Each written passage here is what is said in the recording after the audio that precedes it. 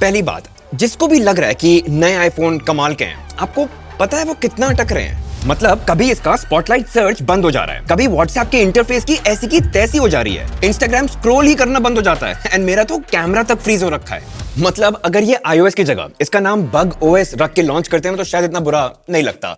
खैर, मुझे तो S25 Ultra के साथ कंपेयर करना ही था, तो ये वीडियो उसी के लिए है। एंड मैंने देखा है ज्यादातर लोग कैमरा कंपेयर करे जा रहे हैं दोनों फोन का। अबे सिर्फ कैमरा की बेसिस पे डिसाइड कर ले क्या? पूरा दिन कैमरा ऑन करके थोड़ी ना घूमना है। डिजाइन कैसा है, ड्यूरेबिलिटी के क्या हालचाल है, डिस्प्ले किसका बेटर है, फंक्शनैलिटीज, बैटरी, AI, 1 लाख रुपए से ऊपर खर्च कर रहे हो, थोड़ा रैशनल होना बनता है। कैमरे की भी बात करेंगे, लेकिन पहले डिजाइन एंड बिल्ड से शुरू करते हैं। और गाइस, अगर ऑनेस्टली बताऊं तो 17 Pro या Pro Max की in hand feel is definitely better, क्योंकि वो एल्यूमिनियम की वाइब और जो टच है वो बेटर लगती है। और इसमें ना साइड में अगर आप देखें सटल कर्व्स भी हैं, तो इसमें आपकी ग्रिप जो है हैंड में वो बेटर बनती है। लेकिन एक बात है, एल्यूमिनियम फोन को ना भारी कर देता है और S25 Ultra लाइटर टाइटेनियम से बना है। तो अब आपकी मर्जी है कि आपको बेटर ग्रिप चाहिए या आपको हल्का फोन चाहिए।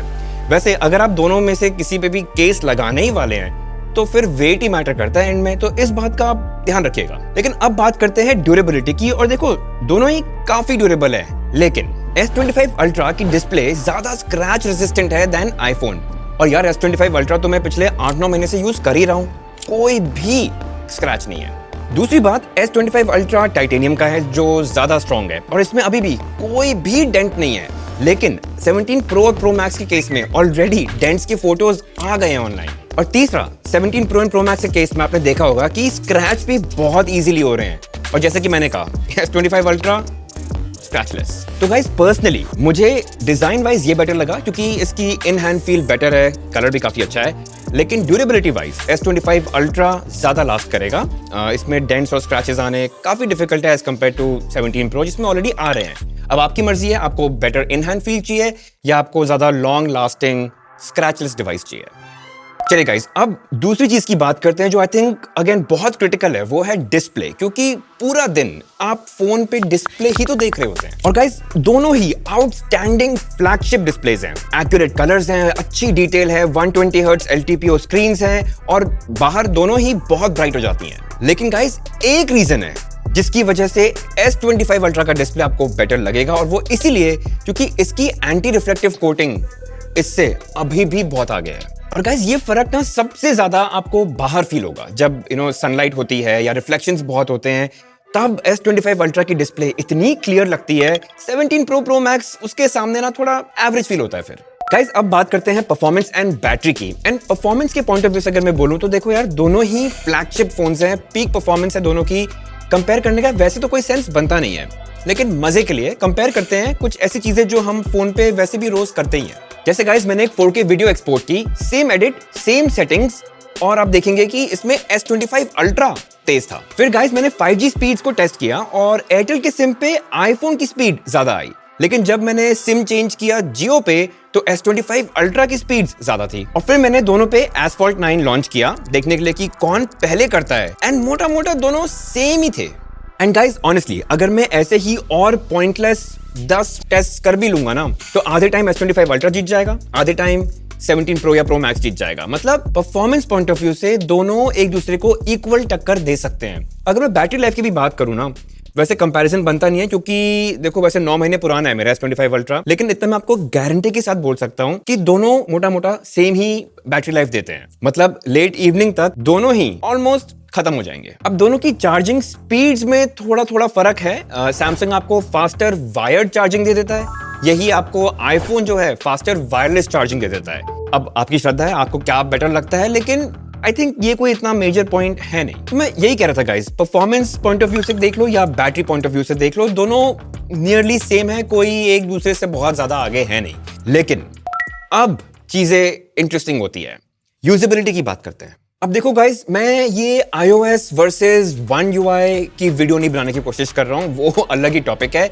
लेकिन ये देखते हैं कि जनरली स्पीकिंग ज्यादा प्रोडक्टिव और यूजफुल क्या हो सकता है आपके लिए। तो कुछ चीजें बताता हूं जो सिर्फ सैमसंग में हो सकती है, आईफोन में नहीं, कुछ जो आईफोन में हो सकता है, सैमसंग में नहीं, और फिर आप डिसाइड करना कि आपके लिए ज्यादा बेटर क्या है। पहली चीज गाइस, सैमसंग फोन्स में सैमसंग वॉलेट है जिससे आप कहीं भी टैप करके पे कर सकते हैं अपने क्रेडिट कार्ड्स, डेबिट कार्ड्स और यूपीआई के थ्रू।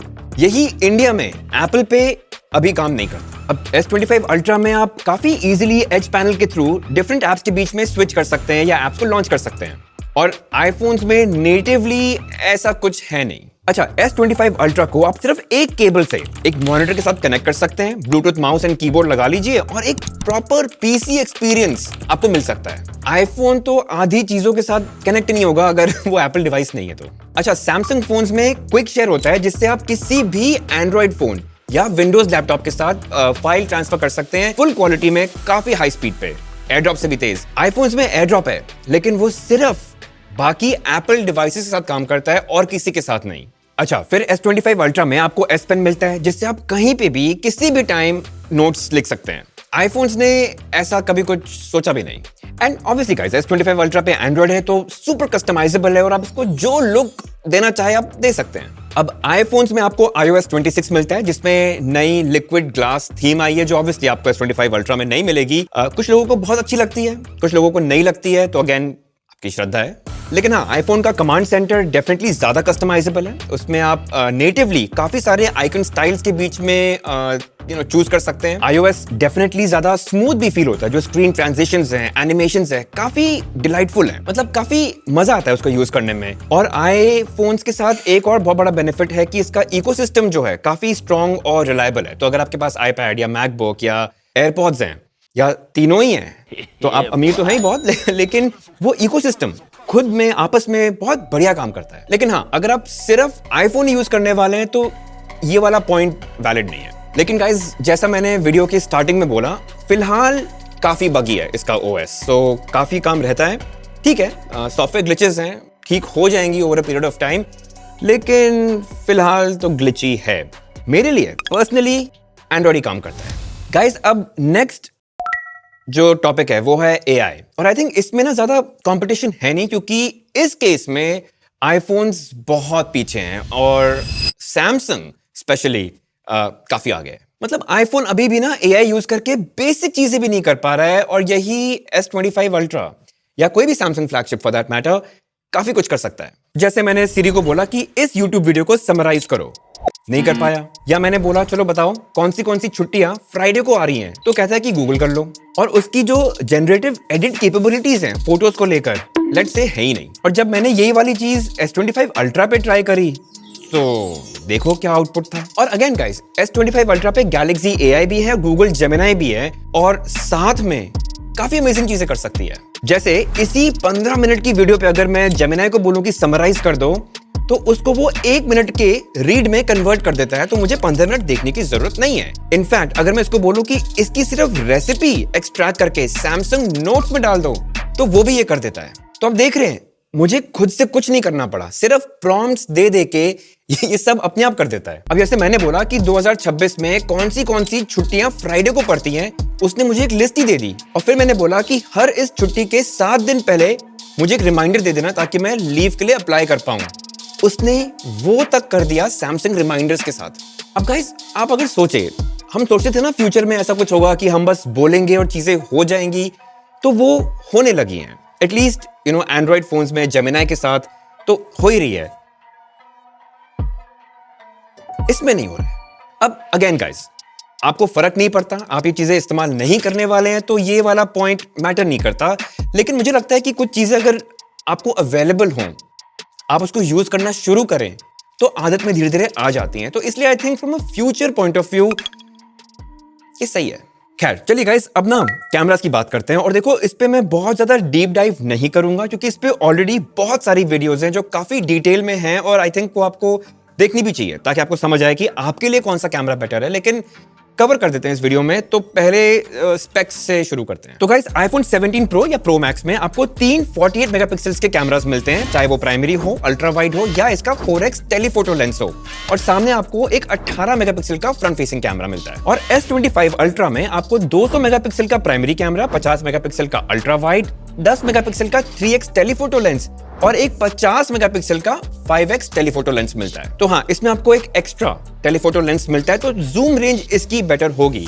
और इसमें आपको एक 12 मेगापिक्सल का फ्रंट फेसिंग कैमरा भी मिलता है। लेकिन गाइज अगेन स्पेक्स से इतना फर्क पड़ता नहीं है, अल्टीमेटली परफॉर्मेंस और कैमरा प्रोसेसिंग या एल्गोरिथम की बात ही आ जाती है। तो सैंपल्स देखते हैं। तो गाइस ये रहे कुछ फोटोज जो मैंने दोनों फोन के प्राइमरी कैमरा से लिए हैं डिफॉल्ट सेटिंग पे, और आप देखेंगे कि डिफरेंस ना बहुत कोई मैसिव नहीं है। आप देखो सैमसंग का स्लाइटली मैजेंटा टोन होता है, आईफोन का थोड़ा वार्म या येलो टोन की तरफ रहता है। अगेन कुछ सेटिंग्स चेंज करके एडिट करके आप फिक्स कर सकते हैं। हाँ ये जरूर कहूंगा कि आईफोन की डायनामिक रेंज डेफिनेटली बेटर है। तो कोई भी ट्रिकी शॉट होता है ना, या पीछे बहुत ज्यादा बैकलाइट होती है, आप देखेंगे आईफोन बेटर करता है। और इंडोर्स भी जब हो सकता है कि लाइट कम हो, तो आईफोन डेफिनेटली थोड़ी ब्राइट फोटोज देता है जो देखने में अच्छी लगती हैं। और यही ब्राइटनेस ना लो लाइट में बहुत काम आती है। आप आईफोन की फोटोज देखें अगर, काफी ज्यादा ब्राइट है as compare to S25 ultra. लेकिन ठीक है, कुछ ऐसे शॉट्स भी थे जहां पे लो लाइट में ज्यादा डिफरेंस था नहीं दोनों में। अच्छा, दोनों से मैंने मैक्रो फोटोज भी लिए। आईफोन ज्यादा पास जा सकता है, लेकिन आई थिंक S25 अल्ट्रा की फोटोज जो है मैक्रोज में मुझे थोड़ी ज्यादा डिटेल लगी। पोर्ट्रेट्स की बात करते हैं, एंड अगेन दोनों बहुत अच्छी हैं, बट यहां मुझे कभी कभी लगता था कि S25 अल्ट्रा हल्का सा बेटर है। दोनों की एज डिटेक्शन कमाल की है, लेकिन जो फोकस फॉल ऑफ है ना, वो S25 अल्ट्रा का थोड़ा ज्यादा नेचुरल लगता है। और हाँ, लो लाइट में भी आप देखो S25 अल्ट्रा ने फोकस बढ़िया किया है, यही 17 प्रो ने ना थोड़ा गड़बड़ कर दिया। सेल्फीज की भी बात करते हैं तो ब्रॉड डे लाइट में आई थिंक दोनों ने काफी अच्छा किया। आईफोन की थोड़ी वार्म है, S25 अल्ट्रा का थोड़ा न्यूट्रल टोन है, बट अगेन आप सेटिंग्स चेंज करके या एडिट करके जैसा आप चाहे वैसा कर सकते हैं। लेकिन लो लाइट में iPhone 17 pro definitely better photos देता है, शार्पर है, ज्यादा डिटेल्ड है। S25 अल्ट्रा ना थोड़ा सॉफ्ट हो जा रहा है, मतलब इतनी डिटेल है नहीं लो लाइट में। अगला है जूम, एंड क्योंकि S25 अल्ट्रा में आपको एक एक्स्ट्रा टेलीफोटो लेंस मिलता है, तो ऑब्वियसली वो आपको ज्यादा जूम रेंज भी दे पाता है। आईफोन भी जूम्ड इन शॉट्स काफी अच्छी क्वालिटी के ले लेता है। तो गाइस ओवरऑल ना, अगर आप बहुत ही कैजुअली फोटोज लेते हैं, ऑनेस्टली दोनों ही ठीक है। लेकिन अगर आपको फोटोज लेने का शौक है, आपको हमेशा कंसिस्टेंट फोटोग्राफी चाहिए, या अगर आप क्रिएटर हैं या प्रोफेशनल होना चाह रहे हैं, तो मेरे हिसाब से 17 प्रो या pro max is a better choice. चलिए गाइस, आखिरी पॉइंट पर डिस्कशन करते हैं, वो है फोन की लॉन्जेविटी और उसकी प्राइसिंग। तो गाइस सबसे पहली बात, S25 अल्ट्रा आपको 25,000 रुपए कम का पड़ता है अगर आप 17 प्रो मैक्स से कंपेयर करें। तो खैर सस्ता तो है ही, और ये बाकी वेरिएंट्स भी हैं जो आपको प्रो मैक्स में तो 2 TB तक मिल जाता है, वो ऑप्शन S25 अल्ट्रा में नहीं है। अब देखिए गाइस, आईफोन महंगा है ये एक बात है, लेकिन आईफोन के साथ साथ एप्पल की जो सर्विसेज की कॉस्ट होती है, या इन ऐप परचेजेस जो होते हैं, या कॉस्ट ऑफ रिपेयर आईफोन का, अगर आप केयर प्लस प्लान लेते हैं आईफोन का, वो भी बहुत महंगा होता है। आईफोन की जो एक्सेसरीज होती हैं, अगर आप इन सब को देखें ना, ये इन जनरल एंड्रॉयड से सब महंगा पड़ता है। तो ठीक है, आप अफोर्ड कर सकते हैं तो वो एक बात है, लेकिन ये भी कुछ कॉस्ट होती हैं जो over a period of time ना ऐड होती रहती हैं। तो आईफोन इन जनरल और महंगा पड़ता है, और सिर्फ वो कॉस्ट डिफरेंस नहीं जो आप अभी देख रहे हैं। और अगर हम सॉफ्टवेयर सपोर्ट की बात करें, तो अब तो आई थिंक दोनों पे ही आपको लगभग 7 साल मिल ही जाते हैं, तो सपोर्ट का कोई प्रॉब्लम नहीं है। हाँ, आईफोन की रीसेल वैल्यू इन जनरल आपको बेटर मिल जाती है, तो ये तो पता ही है। अब गाइस इतनी बातें बता दी हैं तो थोड़ा कंफ्यूजिंग हो सकता है, तो मैंने आपके लिए ना एक टेबल में सब कुछ समराइज कर दिया है, और अब आप देख सकते हैं कि आपके लिए क्या चीजें इंपॉर्टेंट हैं, और उस हिसाब से अब आप डिसाइड कर सकते हैं कि कौन सा फोन सही रहेगा आपके लिए। मेरे लिए फंक्शनैलिटीज, फीचर और डिस्प्ले ज्यादा मैटर करते हैं, तो पर्सनली मेरे लिए S25 अल्ट्रा ज्यादा काम करता है। लेकिन अगर आपको लेट्स से इकोसिस्टम से बहुत फर्क पड़ता है, या कैमरा आपको तगड़ा से तगड़ा चाहिए, तो डेफिनेटली आप प्रो या प्रो मैक्स के साथ गलत हो नहीं सकते। तो सीरियसली गाइज, एंड में मैटर यही करता है कि आपके लिए क्या ज्यादा इंपॉर्टेंट है, और बाकी इंफॉर्मेशन तो मैंने आपको दे ही दी है। होपफुली ये वीडियो आपको हेल्प करेगी to make the right decision. Video पसंद आया तो please hit that like button, subscribe जरूर कीजिएगा, और वो बेल आइकन को मार्क करके ना नोटिफिकेशंस ऑन कर दीजिएगा, बहुत हेल्प मिलती है।